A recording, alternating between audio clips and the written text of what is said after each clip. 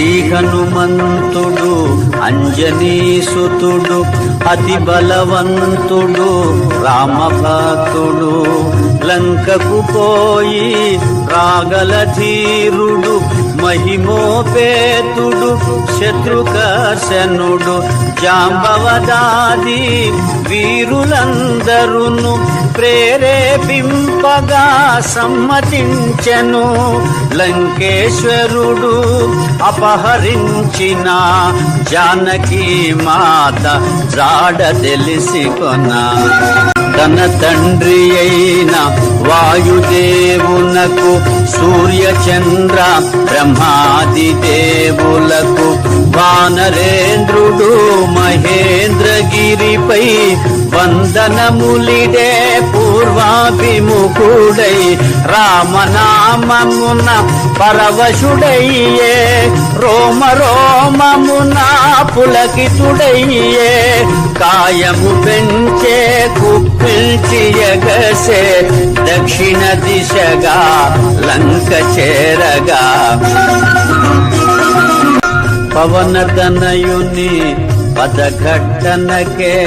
పర్వతరాజము గడగడవణకే ఫల పుష్పాదులు జల జల రాలే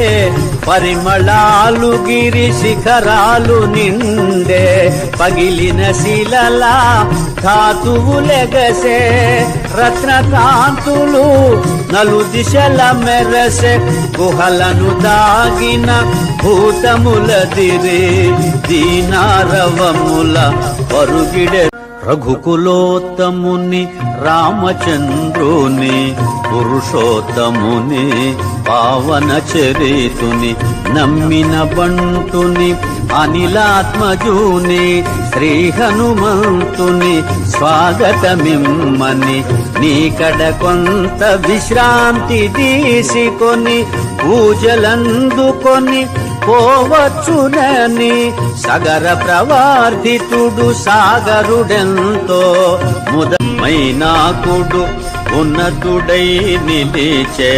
హనుమంతుడు ఆగ్రహమునగాంచే ఇది ఒక విఘ్నము కాబోలునని వారిది బడత్రోసె పురము చేగిరిని పర్వత శ్రేష్ఠుడా పోటున కృంగే పవనతనయుని బలముగని పొంగే తిరిగి నిలిచే హనుమంతుని పిలిచే తన శిఖరముపై నరుని రూపమై శ్రీ హనుమాను గురుదేవులు నాయద పలికిన సీతారామ కథ నే పలికద సీతారామ కథ వానరోత్తమా ఒకసారి నిలుమా నా శిఖరాల శ్రమ తీర్చుకొనుమా కందమూలములు ఫలములు తినుమా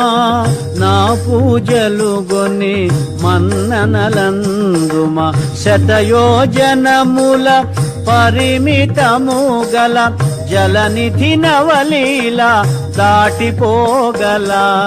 నీదు మైత్రికడు ప్రాప్యము నాకు నీదు తండ్రి కడు పూజ్యుడు నాకు